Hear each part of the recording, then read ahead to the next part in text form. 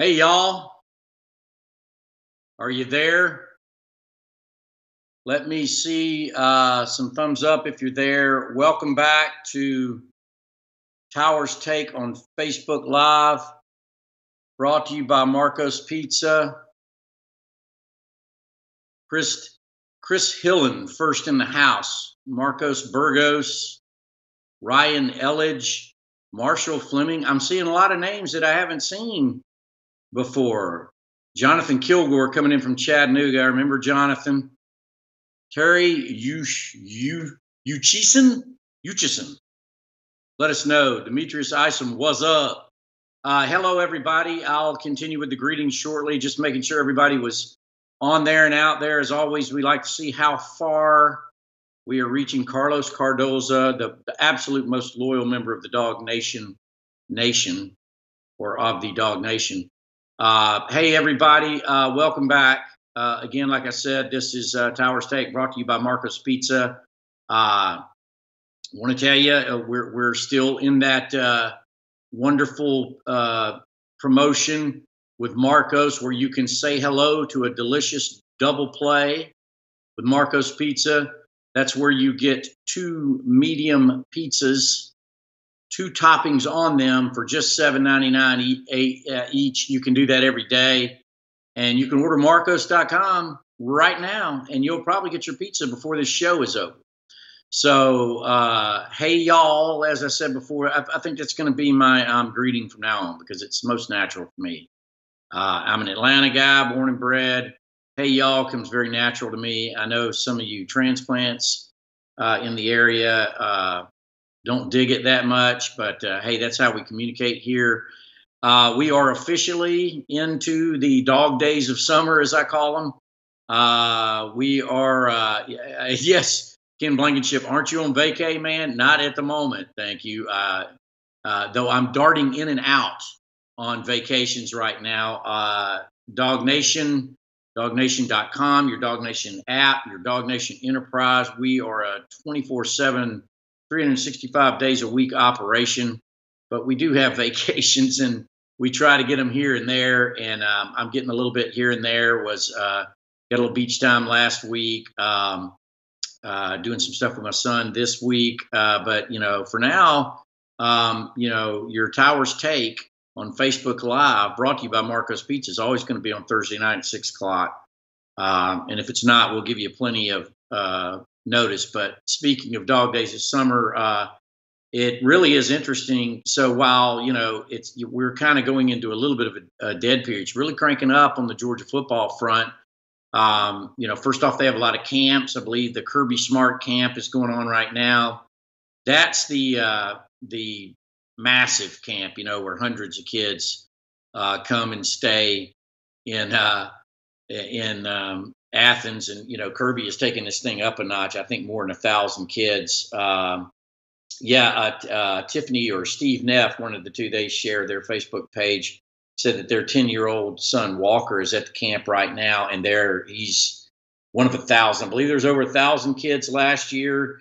That's a big moneymaker for Kirby. I mean, he doesn't want to talk about that, but and Kirby does help out with the camp, but so do a lot of assistants and a lot of coaches that they bring in from other places. Here's Laurinburg, North Carolina, being represented by Trey Edge. Chris Rayburn coming from you all the way from Gainesville, Georgia. Thank you, Chris. But so where I was getting at, the camps are going on. It's just starting camp season, but then probably more importantly, Georgia's freshmen are just arriving. These are the 16 freshmen, as it turns out, that had not come in as early enrollees. All of them had to be here by May 31st. That was the Kirby date. We want you at Kirby. Here's Kingwood, Texas, Richard Smith. All right. Right now, Kingwood, Texas is farthest away. Oh, no. Autumn Hodnett from Scotland. Seriously? Is that like Scotland, Alabama, or is that like Scotland, my homeland?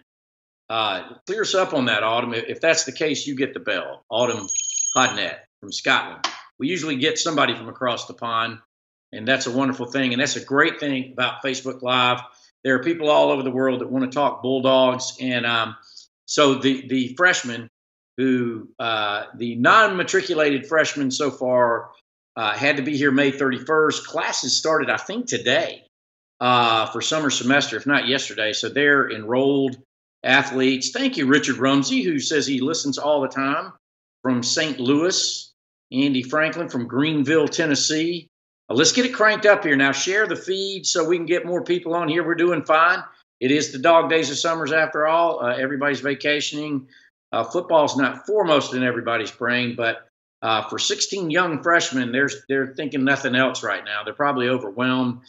Kirby had them come in on May 31st. They are, yes, Shannon Baker, I have heard of Cobb County. They are coming in. They had orientation, I guess, last Friday was June 1st. So I think they have some sort of, excuse me, I believe that's the UGA, Athletic Association football program orientation. They probably had university orientation first couple of days of this week. Those guys go through physicals. They get their UGA card. They go through all that cool, exciting stuff. Autumn Hotnet says, like kilt wearing bagpipe play in Scotland. Well, I lift a toast to that. I don't even want to pretend a Scottish accent, but I am Scottish mainly, according to Ancestry.com. And my son's name is Bryson. So I claim a little Scot too. Thank you so much, Autumn. And what time is it out there, by the way? And make sure and get your Bulldog friends in Scotland to tune in. Still coming in Columbus, Ohio. Thank you. Perhaps my nephew will come in from Youngstown, Ohio here in a little bit. But anyway, it's been fascinating tonight. Thank you. But be sure to share a feed so we get more people on here. So these kids are coming in and they're getting orientated. No, it's not a word. And I believe they started class today, if not yesterday. And they really want, yes, thank you, Georgia.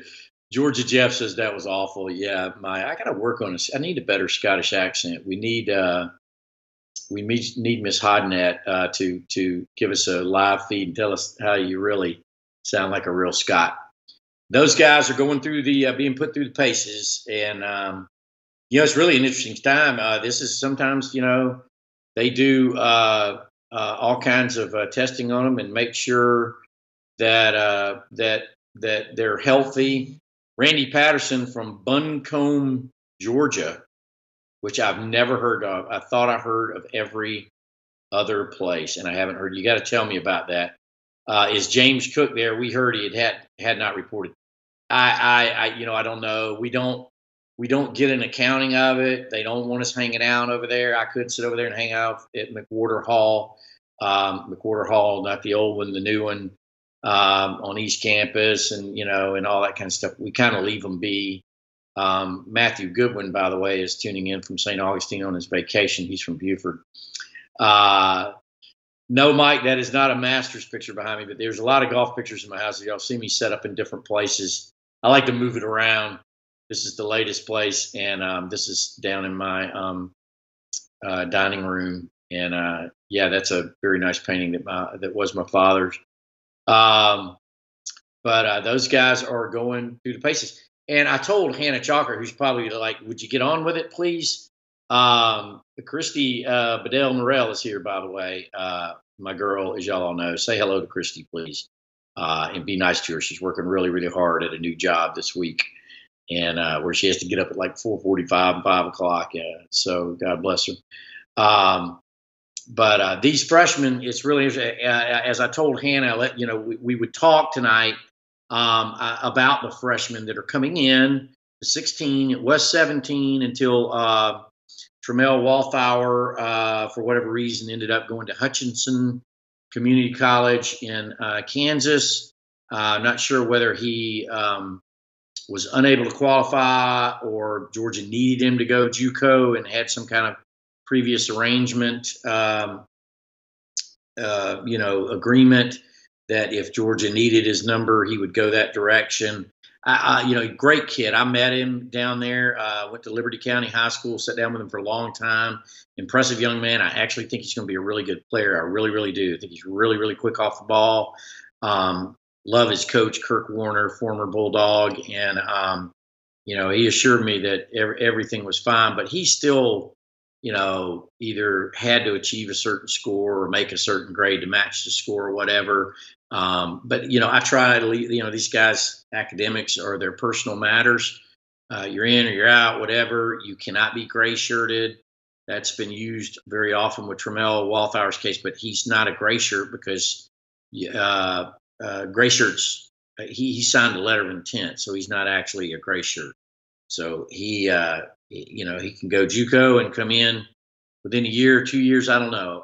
Last week I brought this up, and I think we had a quorum of people who said that I should go to Hutchinson Community College in Kansas and meet with Trammell again, because right now I visited with him for a next generation story while he was still headed to Georgia, and he was saying at that time junior college was not an option for him, or not a direction he was thinking of going, or gray shirt or anything else. So now I can't use any of that. Hello, Francis Turcado. Good to see you again. And so I need to come in. James Fogle, I'm talking about big shoes to fill now that Roquan Smith is gone.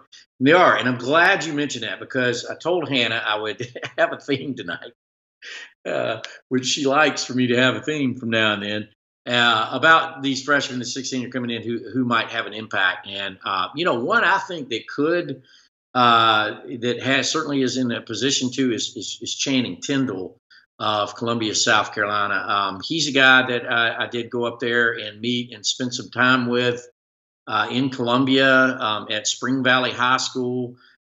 Terrific young man. I got to tell you, I really like not only the athletic pedigree of a lot of the players that Kirby Smart is recruiting, but boy, I really like the personal pedigree of a lot of these guys, and certainly Channing Tindall falls into that territory. U.S. Army All-American, really well-spoken kid, got a great background, right out of Will Muschamp's backyard in Columbia, South Carolina, and he happens to play a position of great need for Georgia. And I think at the very least, this kid, based on my visit with him, talking to his coach, looking at his size, the metrics, and all that kind of stuff, this kid could have gone anywhere. It was Auburn, South Carolina, Georgia. South Carolina wanted him in such a bad way. I mean, listen, guys, I can't tell you, when you're sitting there at Spring Valley High School, you can almost hear the music playing at Williams-Brice Stadium. I'm kidding. It's a little further away than that, but it is right out of his backyard. And this guy appears to be a great player. He had it from both sides. His father, he refers to him as father. He really has two fathers, but it's his stepfather technically. But his father is a Georgia Bulldog, and really instilled that in him. Was originally from Augusta or North Augusta in the state of Georgia. His mother is a Gamecock, and his stepmother is a Gamecock. And, so he had a lot of pressure to stay in state, and boy, they love him. Really nice. Spring Valley's a very good high school. Actually, my cousin Trip Moore went there, and he was a punter who ended up playing at Wake Forest, was actually recruited by Georgia. It's just a really good academic and athletic school. And but being over there and seeing him and talking to Coach, I just think he's got a lot at what Georgia's looking for at that linebacker position. He's listed at 6'2", 218.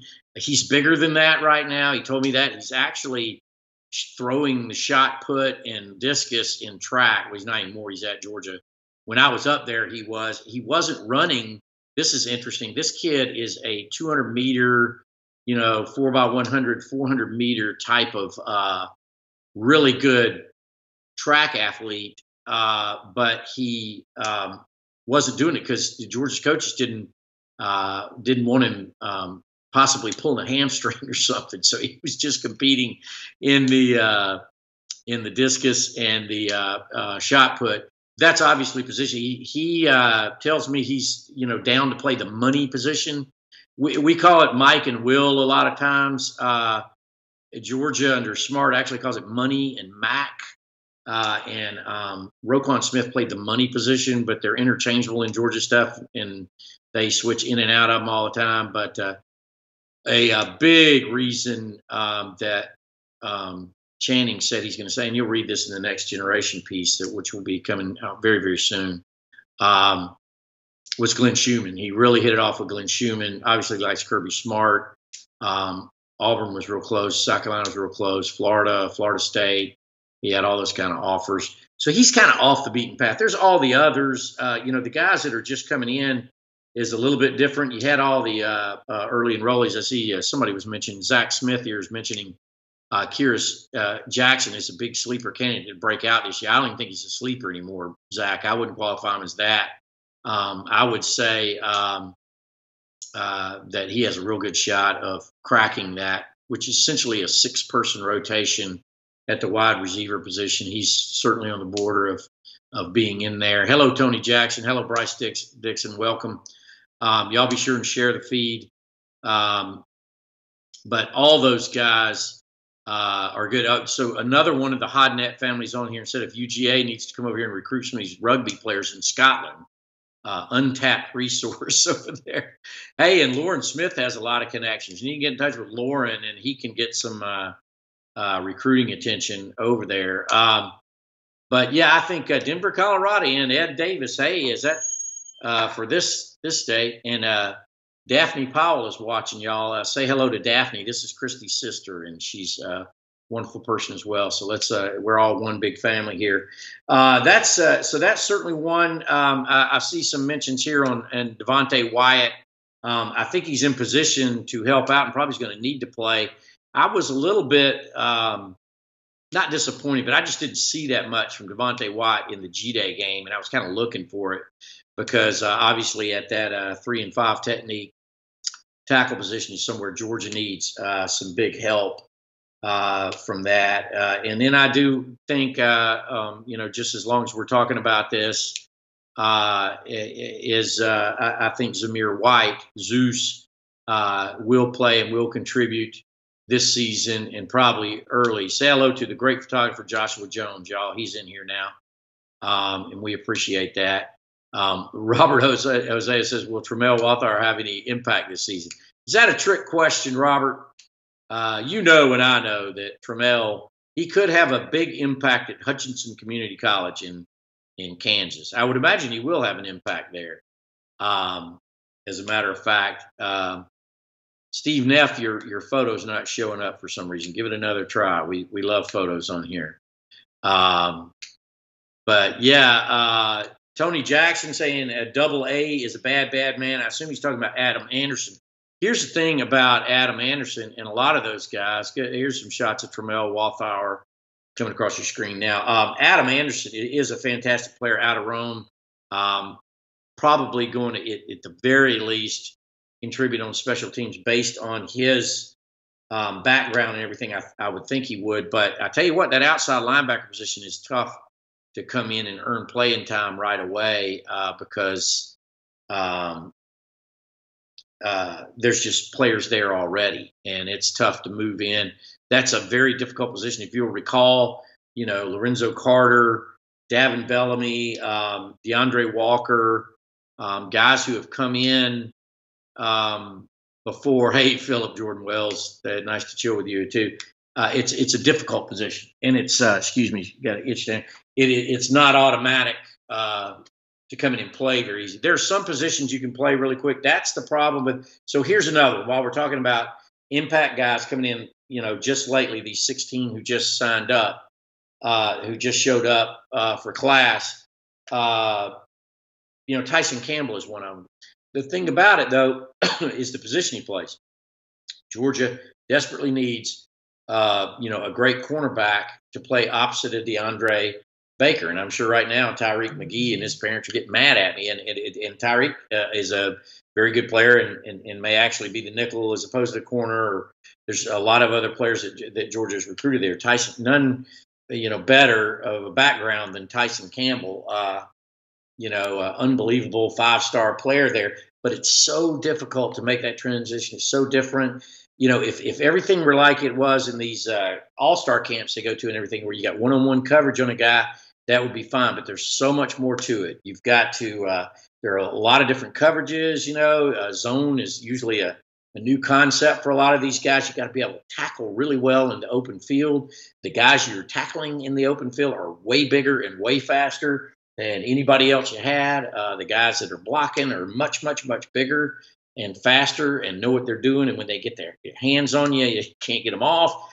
There's just a lot of stuff. But I do think Tyson Campbell is a guy, and I would put him in that category of great player. And hey, don't go to sleep on James Cook either.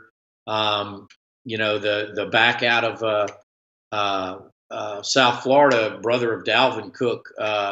He's a guy who can come in and earn some playing time as well, even though you've got a good bit of depth there. Another guy I met with that I'm really interested in seeing how he translates this level is Otis Reese. Otis Reese is from Leesburg, Georgia. I actually went down there and met with him earlier this year. Lee County High School, 6'3", 205. For a long time, he was listed as an outside linebacker in recruiting coverage. He's actually going to play safety all the way with Georgia, which means, he could get a good hard look at that nickel position. Terrific player. Really got a great support system down there at Lee County High School. Not just his coaches, but his athletic director. Who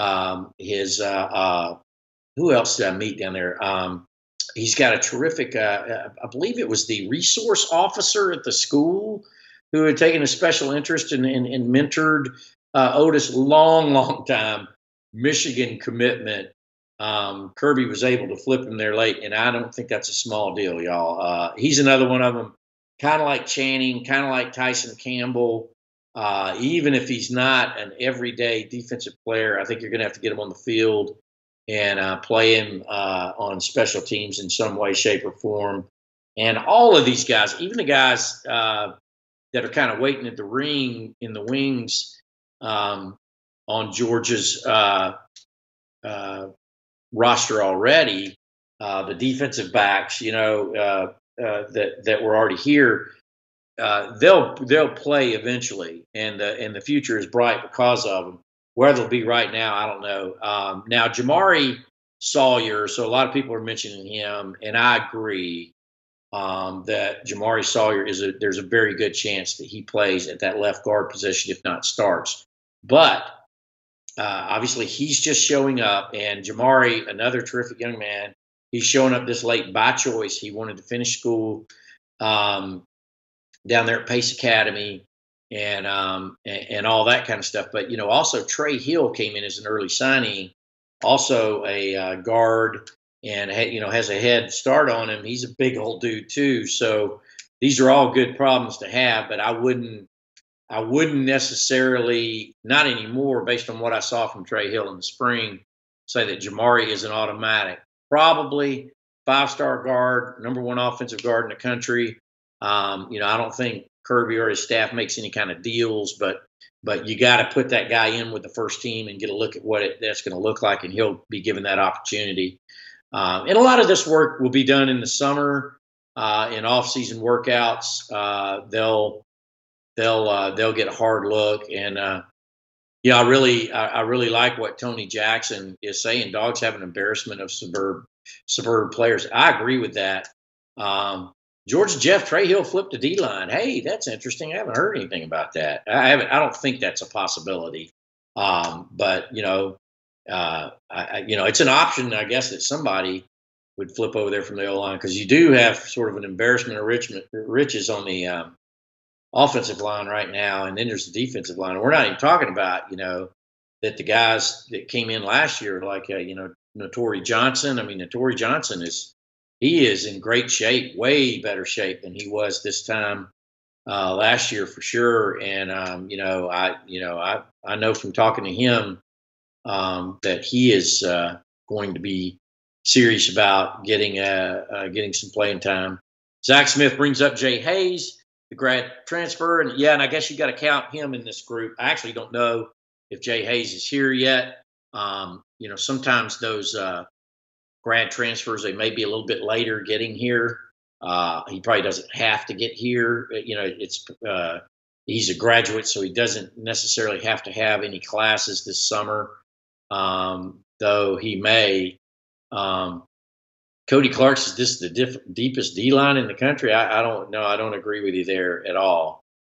Um, Cardoza completely disagrees with the idea of flipping Trey Hill over there. Yeah, Justin Schaefer, Bryce Dixon brings up the problem with Justin Schaefer is he's recovering from a knee injury, and he's not going to be able to figure into things right away.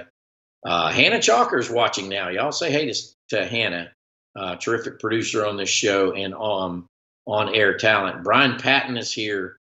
Former star, what was that? Madison County? Is that where you starred, Brian? I apologize. That's not right. We actually went to school together for a minute. Yeah, David Homansky has it right. Deepest O-line we've ever had. I wouldn't disagree with that.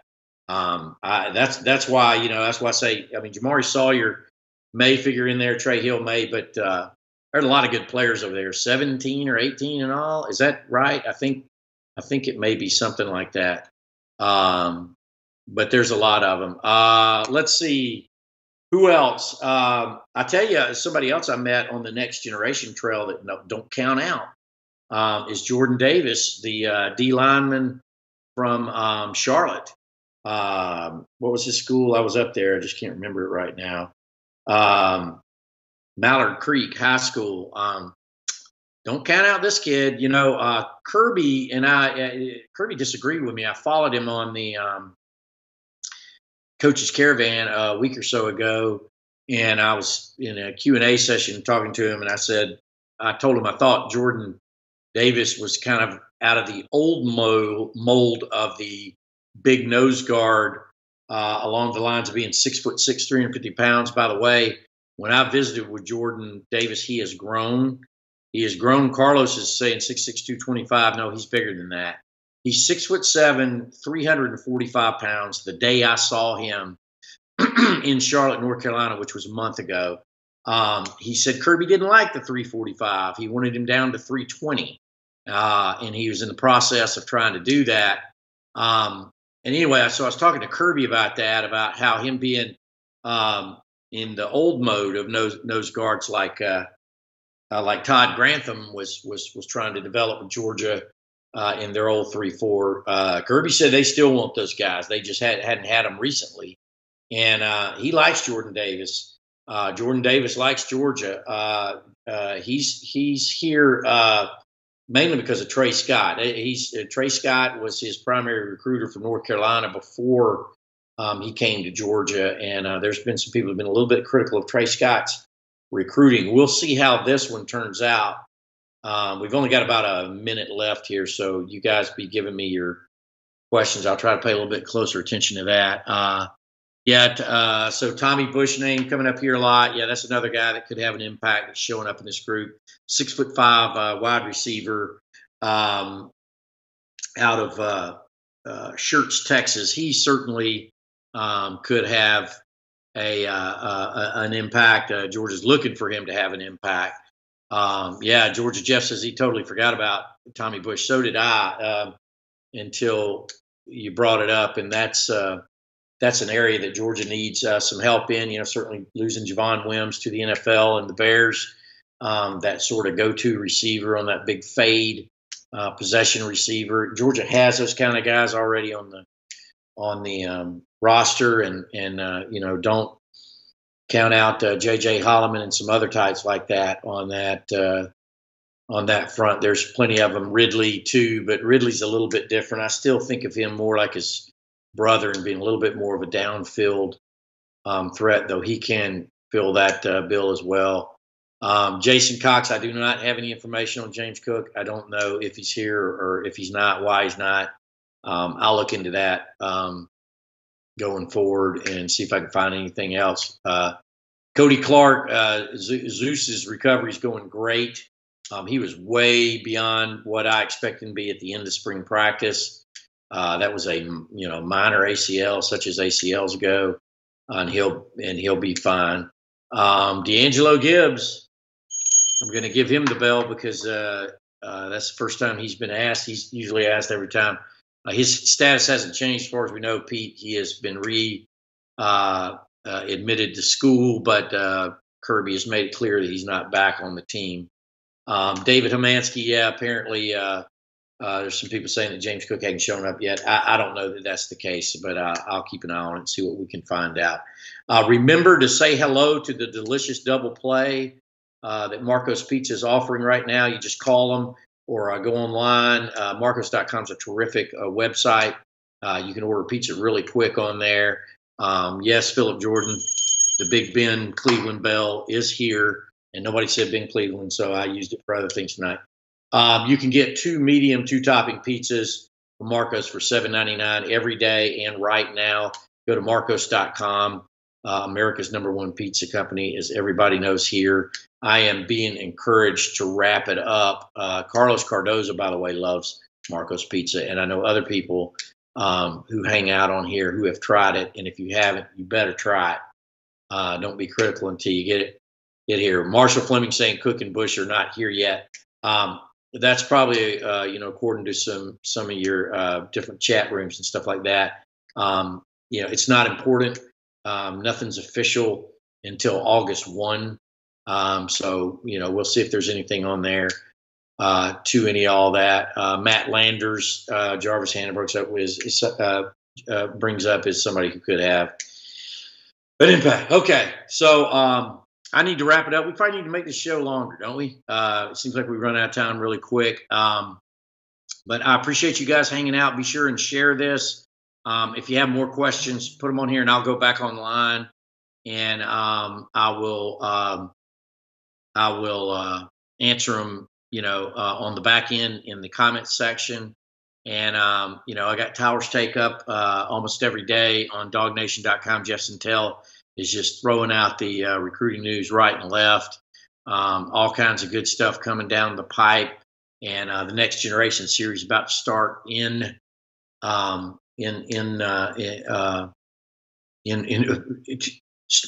about to start full on here. Golly, geez, excuse me. So anyway, for Hannah Chalker back at the studio in Atlanta, Mark LeBlanc, all the great guys that make this stuff happen. Thank you very much for hanging out with me. Thank you for coming in this format. We're here every Thursday at 6 o'clock for Towers Take, brought to you by Marcos Pizza, America's #1 pizza company. And you can always find us on Dog Nation every day. So for everybody back in Atlanta and for everybody at Dog Nation, thanks for hanging out, and we will catch you next time.